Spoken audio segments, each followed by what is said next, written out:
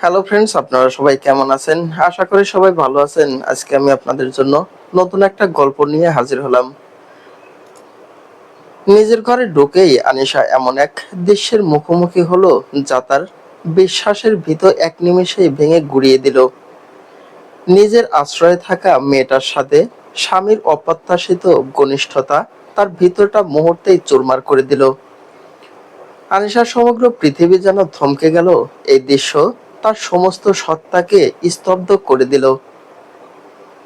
তারা নিজেদের দেহের বিনিময় নিয়ে এতটাই ব্যস্ত ছিল যে আনিশার উপস্থিতি ক্ষুণ্ণাক্ষরেও টের পেল না। আনিশার রুম থেকে বের হয়ে সোফায় ধপ করে বসে পড়ল।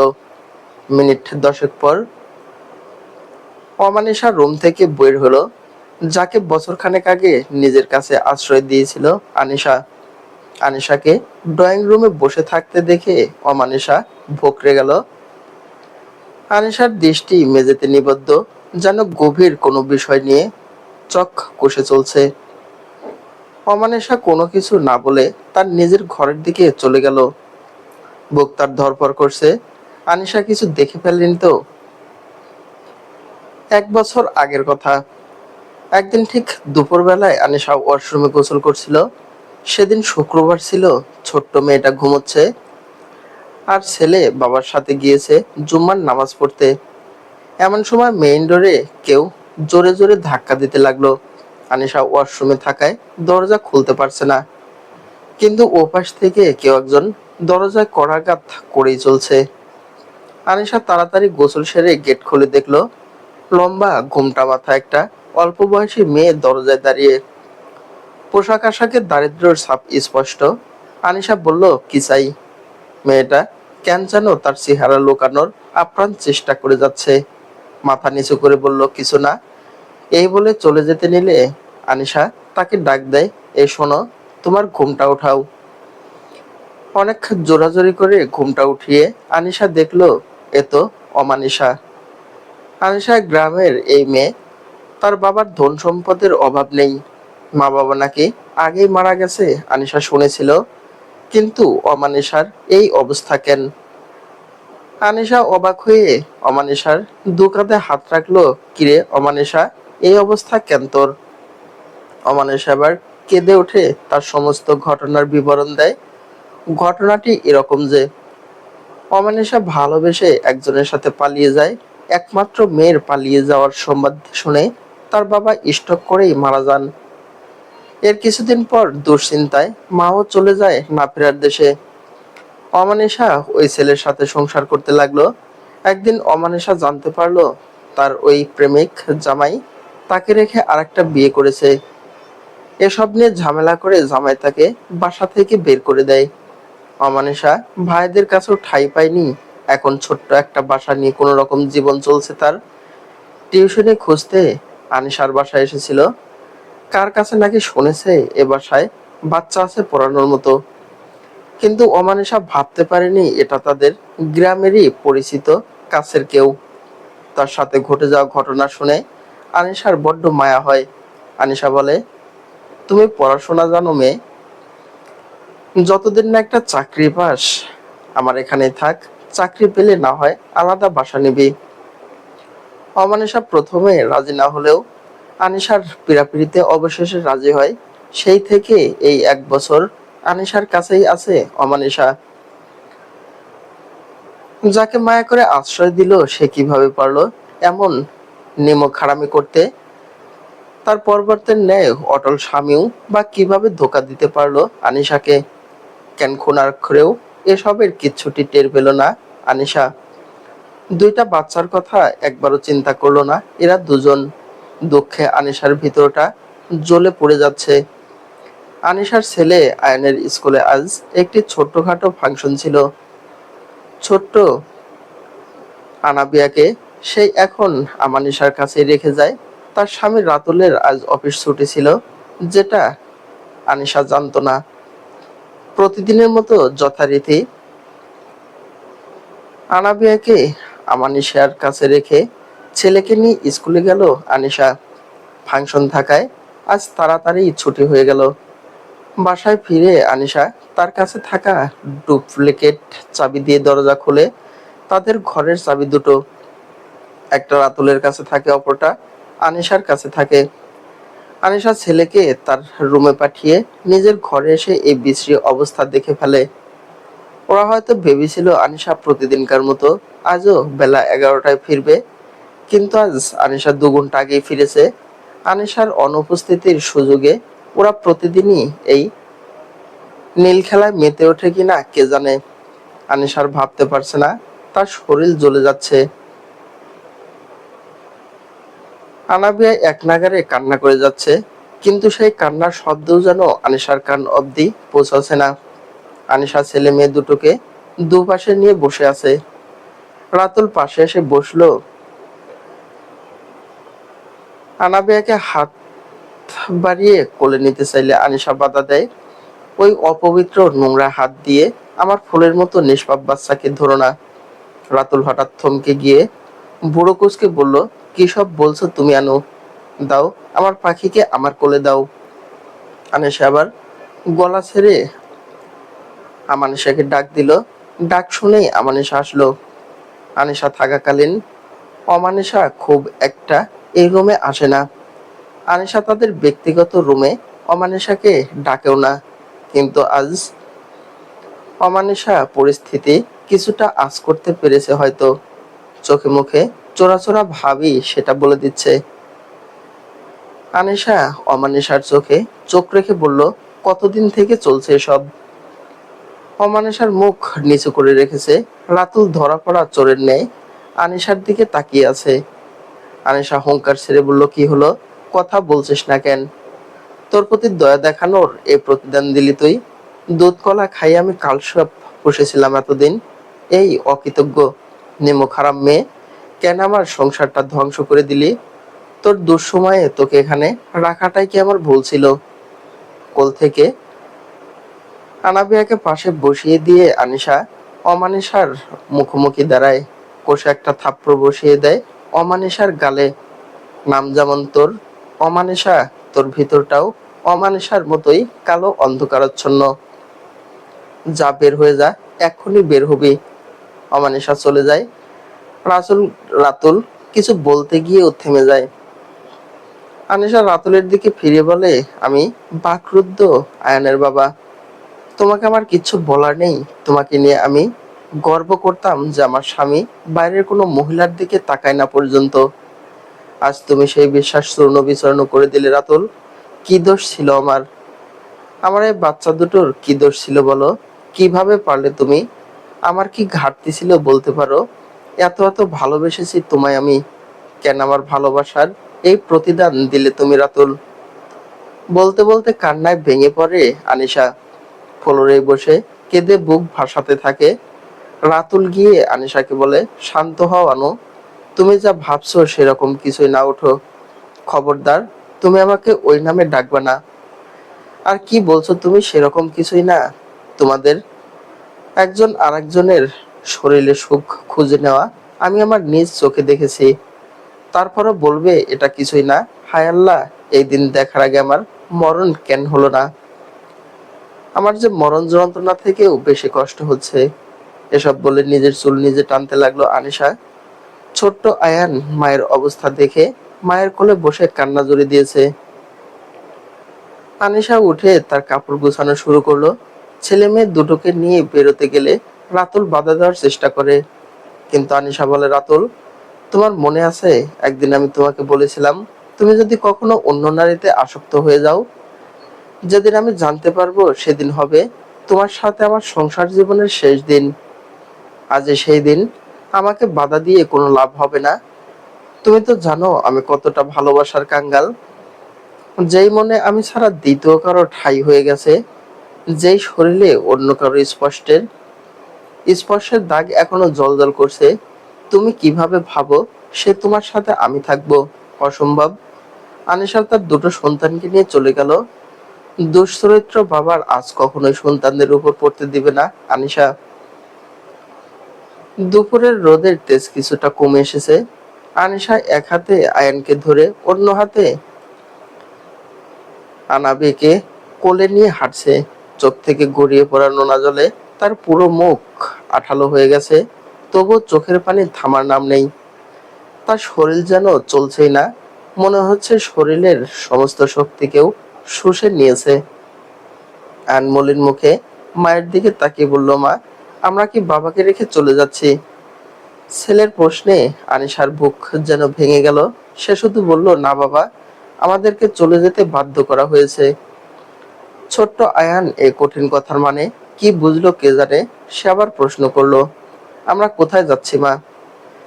আনিশা কষ্ট করে ঠোঁটে একটুখানি হাসি ফুটিয়ে বলল, নানুর বাড়ি যাচ্ছি বাবা। ছেলেটা চুপ করে গেল। অন্য সময় নানুর বাড়ি যাওয়ার কথা শুনলেই ছেলে খুশিতে লাফিয়ে উঠত, কিন্তু আজ সেই ছোট্ট ছেলের মুখে দুশ্চিন্তার ছাপ। তার অবুঝ মন হয়তো বুঝতে পেরেছে যা ঘটেছে খারাপ কিছু ঘটেছে। অনেকক্ষণ পর আনিশা বাবার বাড়ির সামনে এসে দাঁড়ালো। এ বাড়িতে পা রাখলেই আনিশার মন আনন্দে নেচে উঠত, কিন্তু আজ আনিশার মন বিষাদে ছেয়ে আছে। দরজায় কড়া নাড়তেই ভিতর থেকে তার মা ফরিদা দরজা খুললেন। দরজার বাইরে মেয়েকে দেখে তার মুখে হাসি ফুটে উঠল, কিন্তু মেয়ের ওই বিষাদগ্রস্ত মুখ দেখে মুহূর্তে হাসি মিলিয়ে গেল ফরিদার। এলোমেলো চুল, কান্না ভেজা মুখ, কোলে বাচ্চা, সব মিলিয়ে বিধ্বস্ত অবস্থা আনিশার। হাত বাড়িয়ে আনাবিয়াকে কোলে নিয়ে বললেন, কি হয়েছে মা তোর? তোকে এমন দেখাচ্ছে কেন? কথাটা শেষ হতেই আনিশা মায়ের বুকে মুখ গুজে হাউমাউ করে কেঁদে উঠল।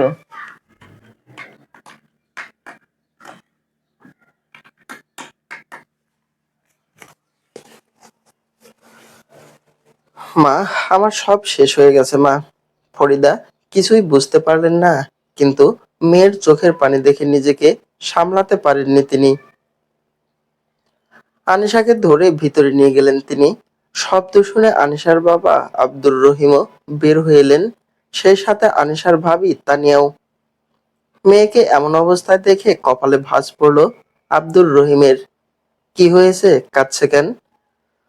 ফরিদা পানি খাইয়ে মেয়েকে শান্ত করার চেষ্টা করলেন, কিন্তু আনিশার কান্না যেন থামছেই না। কিছুটা সময় পর আনিশা কাঁপা গলায় সবটা খুলে বলল। সব শুনে ঘরের ভিতর নীরবতা নেমে এলো। আব্দুর রহিম দীর্ঘশ্বাস ফেললেন, তার চোখেও কষ্টের ছাপ। ফরিদার চোখ ভিজে উঠেছে। তিনি মেয়ের মাথায় হাত বুলিয়ে দিলেন।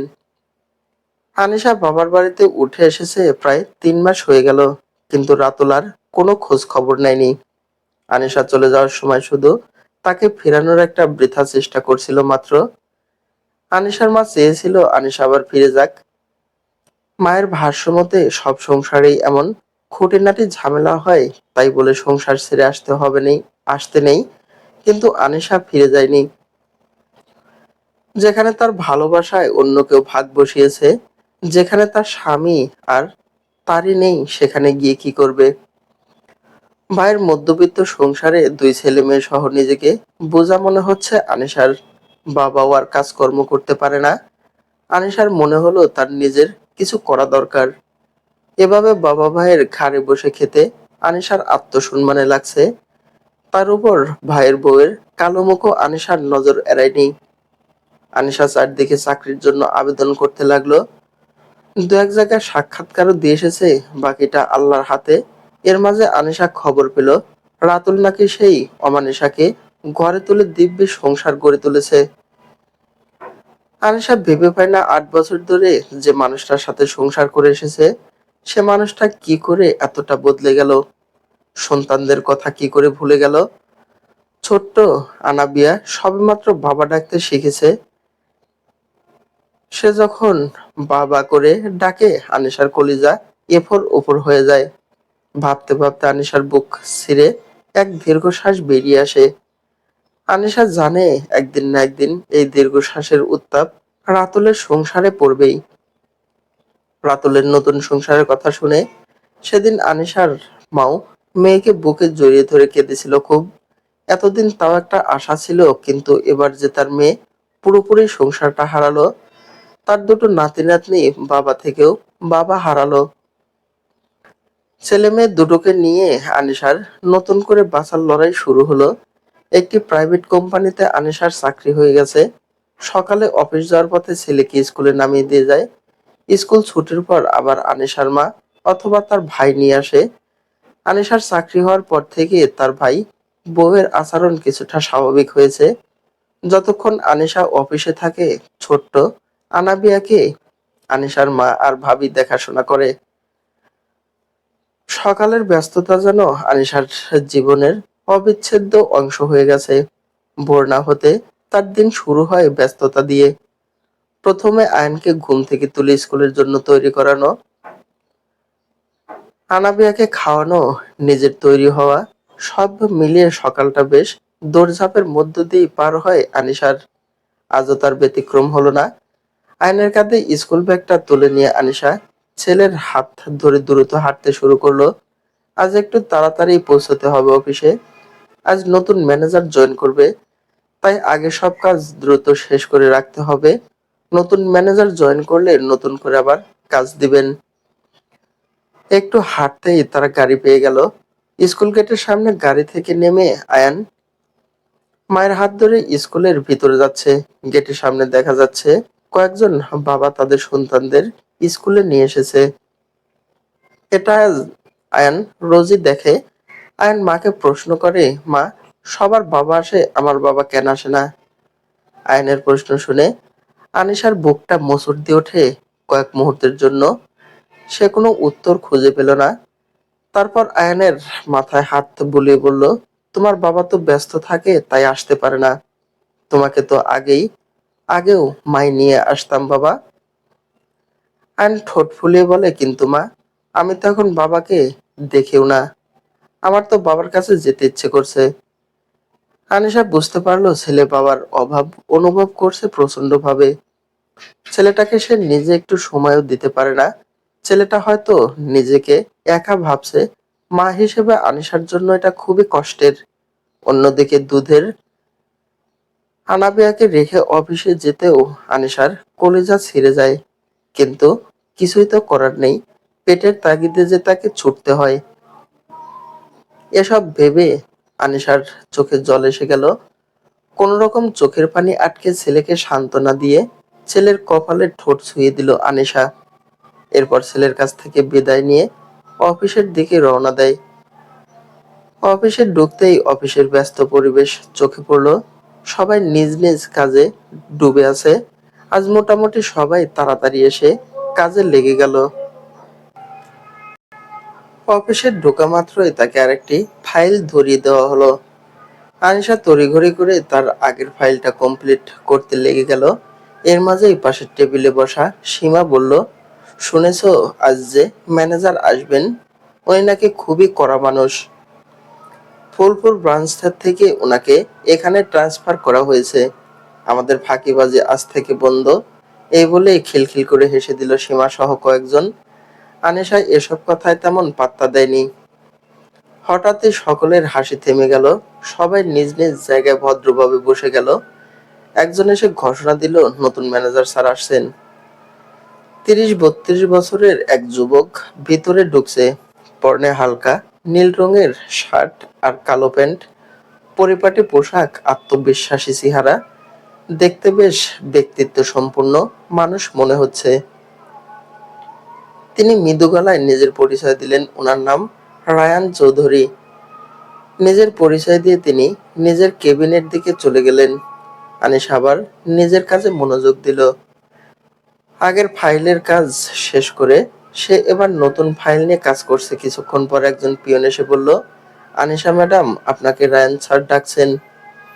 হঠাৎ ম্যানেজারের ডাক শুনে আনিশা মনে মনে একটু ঘাবড়ে গেল। যদিও তার জানা মতে সে কোনো ভুল করেনি, তবুও সে ভয়ে ভয়ে স্যারের কেবিনের দিকে এগিয়ে গেল। আনিশা ধীর পায়ে রায়ান চৌধুরীর কেবিনের সামনে এসে দাঁড়ালো। দরজার সামনে কয়েক সেকেন্ড দাঁড়িয়ে নক করলো। ভেতর থেকে গম্ভীর কণ্ঠ ভেসে এসলো, কামিন।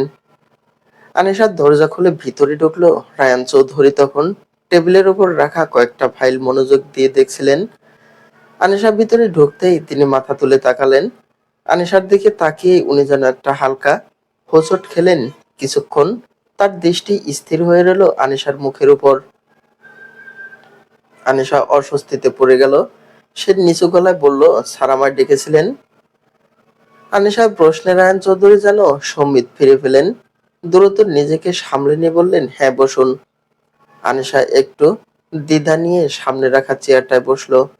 রায়ান চৌধুরী সামনে রাখা একটা ফাইল এগিয়ে দিয়ে বললেন, এই ফাইলটা কি আপনি রেডি করেছেন? আনিশা মাথা নেড়ে বলল, জি স্যার। রায়ান কিছুক্ষণ চুপচাপ ফাইলের পৃষ্ঠা উল্টে দেখে বললেন, খুব পরিষ্কারভাবে কাজটা করছেন, কোনো ভুল পাইনি। আপনার আগের কাজগুলো গুছানো, আমি দেখেছি। এ বলে পর্যবেক্ষণের দৃষ্টিতে আনিশার দিকে তাকালেন। প্রশংসা শুনে আনিশা একটু অবাক হলো। সে ভেবেছিল হয়তো কোনো ভুলের জন্য তাকে ডাকা হয়েছে। আনিশা আবার সরাসরি রায়ান চৌধুরীর দিকে তাকালো। হালকা সাবদারি আর ছোট্ট গোপের আড়ালের চেহারাটা আনিশার কাছে বেশ পরিচিত মনে হচ্ছে। কোথায় যেন দেখেছে, মনে করতে পারছে না সে। অস্পষ্ট স্বরে বলল, ধন্যবাদ স্যার। রায়ান চৌধুরী কিছুক্ষণ চুপচাপ বসে রইলেন। অকারণে তিনি ফাইল ঘাটাঘাটি করছেন। আনিশার এখানে বসে থাকতে অস্বস্তি হচ্ছে। হঠাৎ তিনি প্রশ্ন করলেন, আপনি এখানে কতদিন ধরে কাজ করছেন? প্রায় 1 বছর হতে চলল। ও, তারপর কৌতূহল দমন করতে না পেরে জিজ্ঞেস করেই বসলো, আপনার পরিবার? ব্যক্তিগত প্রশ্নে আনিশা একটু অপ্রস্তুত হয়ে গেল। সে বলল, আমি আর আমার 2টো বাচ্চা। আরো কিছু জিজ্ঞেস করতে গিয়েও ঢোক গিলে ফেললেন রায়ান চৌধুরী। তারপর বললেন, আপনাকে যে নতুন প্রজেক্টটা দেওয়া হয়েছে ওটা দ্রুত শেষ করবেন, আপনি এখন আসতে পারেন। জি স্যার। আনিশা উঠে চলে গেল। রায়ান চৌধুরী ধীরে ধীরে চেয়ারে হেলান দিয়ে বসলো। চোখে তার গভীর কৌতূহল, ঠোঁটের কোণে বিস্ময়ের হাসি। নিজ মনে বলল, আনিশা, এত বছর পর মনে হচ্ছে এই শহরে ফিরে আসাটা বৃথা যায়নি। এদিকে কেবিন থেকে বের হয়ে আনিশা নিজের টেবিলে এসে বসলো। কিন্তু তার মন আর কাজে বসছে না। কেন যেন ম্যানেজারের চেহারাটা খুব চেনা চেনা লাগছে। ম্যানেজারের চোখের সেই অদ্ভুত দৃষ্টি মাথায় ঘুরছে। সে নিজেকে নিজেই বলল, অদ্ভুত মানুষ।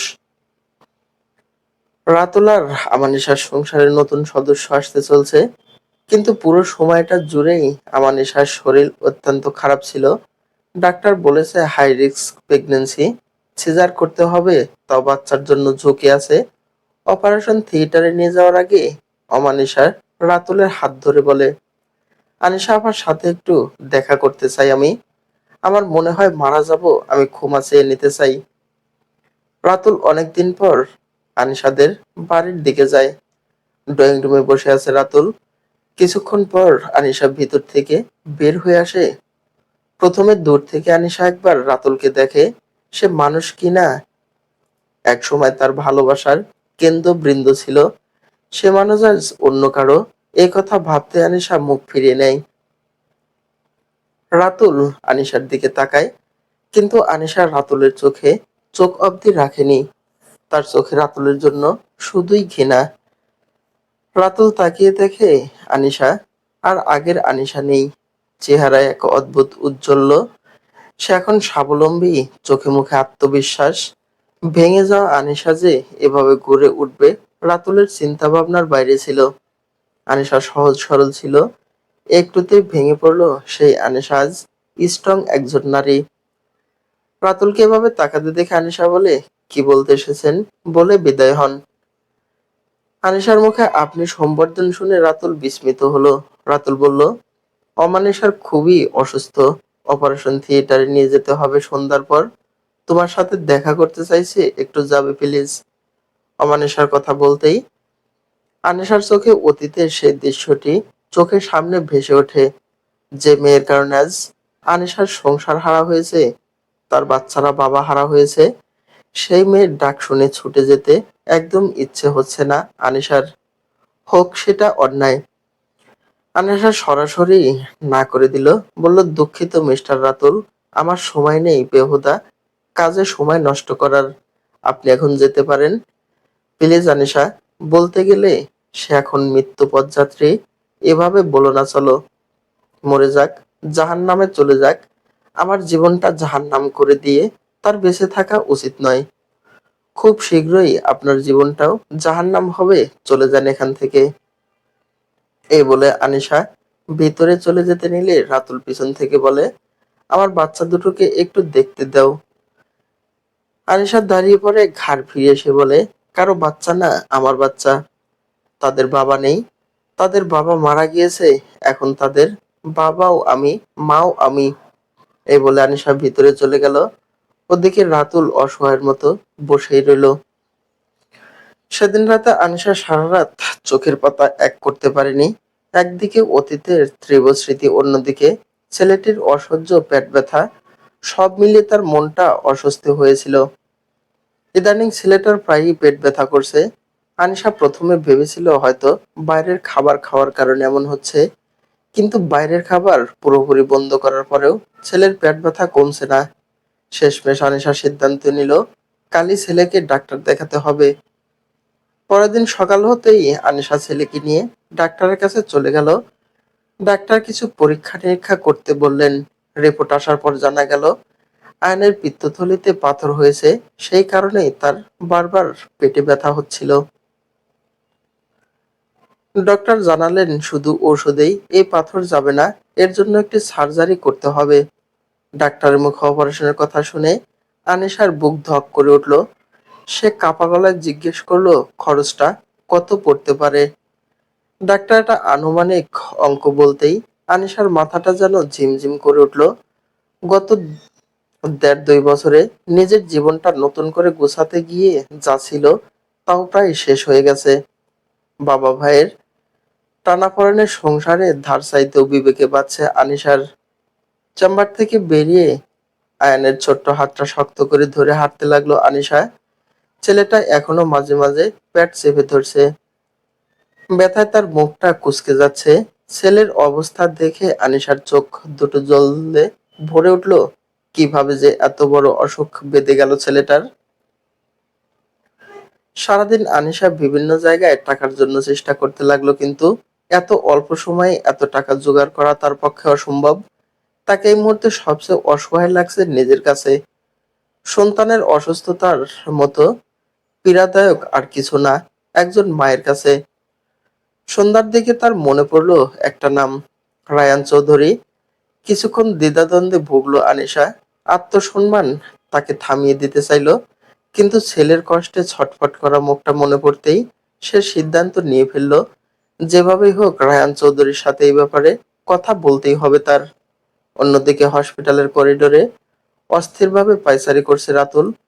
মনে তার হাজারো চিন্তা ভাবনা উকি দিচ্ছে। অন্তরের কোথাও একটা যেন তীব্র অনুশোচনার অনলে দগ্ধ হচ্ছে বারবার। কিছুক্ষণ পর একজন নার্স বের হয়ে এলো অপারেশন থিয়েটার থেকে। রাতুল ছুটে গেল তার কাছে। সে কিছু জিজ্ঞেস করার আগেই নার্স বলল, আপনার বাচ্চাকে আমরা বাঁচাতে পারিনি। আপনার স্ত্রী বেঁচে আছে, কিন্তু তার অবস্থাও সংকটপূর্ণ। নার্সের কথাটা শুনে যেন কয়েক মুহূর্তের জন্য স্তব্ধ হয়ে গেল রাতুল। তার কানে বারবার একই শব্দ প্রতিধ্বনিত হতে লাগলো, আপনার বাচ্চাকে আমরা বাঁচাতে পারিনি। রাতুল দেওয়ালের সাথে হেলান দিয়ে দাঁড়িয়ে পড়ল। বুকের ভিতরটা হঠাৎ করেই ফাঁকা হয়ে গেল। সে অনেক কিছুই হারিয়েছে জীবনে, কিন্তু নিজের সন্তানের মৃত্যুর সংবাদ শোনার মতো নির্মম মুহূর্ত আর হয়তো নেই। কিছুক্ষণ পর স্ট্রেচারে করে অমানিসাকে বের করা হলো। তার চোখ বন্ধ, মুখটা ফ্যাকাশে। রাতুল একবার তাকালো তার দিকে। মনের ভিতর কোথাও কোনো মায়া জাগলো না, বরং অদ্ভুত এক শূন্যতা আর চাপা ক্ষোভ মনের ভিতর জমে রইল। আজ তার সন্তানের মৃত্যু হয়েছে এই পৃথিবীতে। এই মুহূর্তে পৃথিবীর আর কোনো কিছুর জন্য তার ভিতরে কোনো অনুভূতি অবশিষ্ট নেই। সকাল 10:30 বাজে আজ। আনিশার ছুটির দিন। গত 2 দিন ছেলেকে নিয়ে এদিক সেদিক যাওয়ার কারণে আনিশা অফিসে যেতে পারেনি। আজ যেহেতু ছুটির দিন, তাই আজ আনিশা রায়ান চৌধুরীর সাথে দেখা করার পরিকল্পনা করে, কিন্তু তার মন বলছে যেতে, অপরদিকে বিবেক তাকে বাধা দিচ্ছে। আনিশা বেশ দোটানায় পড়ে গেল। যত দ্রুত সম্ভব ছেলের সার্জারিটা করিয়ে ফেলতে হবে। মা হয়ে ছেলের কষ্ট আর সহ্য করতে পারছে না সে। আনিশা নিজের ঘরে বসে চিন্তা করছিল, এমন সময় হঠাৎ কেউ কলিং বেল বাজালো। আনিশার মা ফরিদা গিয়ে দরজা খুলল।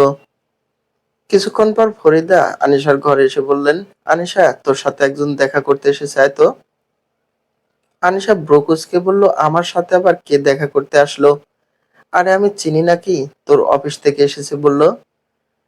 আনিশা আনাবিয়াকে কোল থেকে নামিয়ে ড্রয়িং রুমে গেল। সোফায় বসে থাকা রায়ান চৌধুরীকে দেখে আনিশা বিস্ময়ে স্থির হয়ে গেল। মনে মনে নিজেকে বলল, রায়ান চৌধুরী হঠাৎ এখানে কেন? সে ধীর পায়ে এগিয়ে গিয়ে সালাম দিল। রায়ান চৌধুরী সোজা হয়ে বসে সালামের উত্তর দিল। কি অবাক হলেন আমাকে দেখে? আনিশা মৃদু হেসে বলল, জি স্যার, একটু অবাক হয়েছি।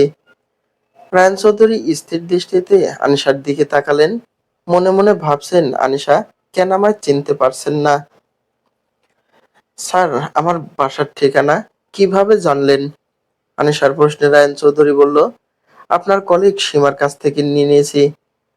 শুনলাম আপনার ছেলে নাকি খুব অসুস্থ, তাই দেখতে এসেছি।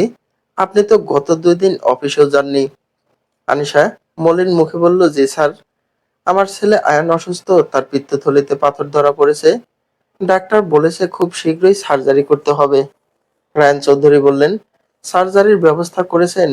আনিশা ইতস্ত করে বলল, আসলে স্যার এখনো ব্যবস্থা হয়নি। রায়ান চৌধুরী বলল, সে কি?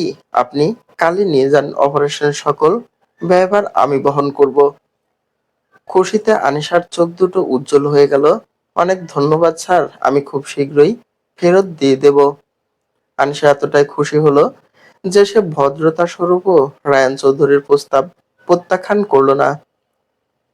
রায়ান চৌধুরী বলল, ফেরত দিতে হবে না, আমি নিজের সন্তান ভেবেই এটা করছি ওর জন্য। আপনি আপনার বাচ্চা দুটোকে নিয়ে আসুন, আমি ওদের দেখব।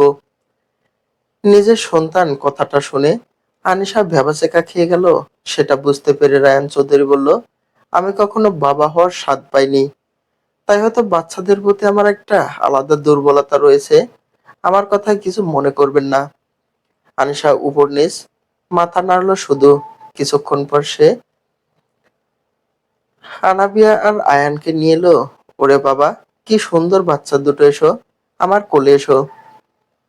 একটা স্বনামধন্য কোম্পানির ম্যানেজারের এমন বাচ্চামো দেখে আনিশা অবাক হলো, সাথে হাসিও পেল। রায়ান চৌধুরী আনাবিয়াকে কোলে তুলে নিল। আয়ানকে নিজের পাশে বসিয়ে মাথায় হাত বুলিয়ে দিল। এদিকে অমানিসার এখন পুরোপুরি সুস্থ হয়েছে। ছেলের শোক সে প্রায় ভুলে গেছে। এখন তার লাইফ স্টাইল সে পাল্টে ফেলেছে।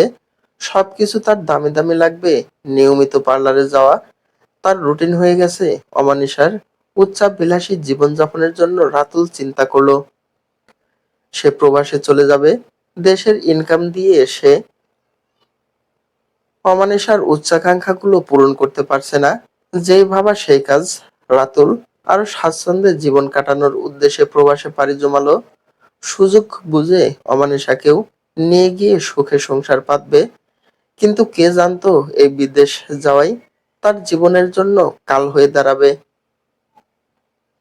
চলবে গল্প অগ্নিদগ্ধার পুনর্জন্ম গল্পের প্রথমাংশ লেখা ইসরাত জাহান সুমাইয়া।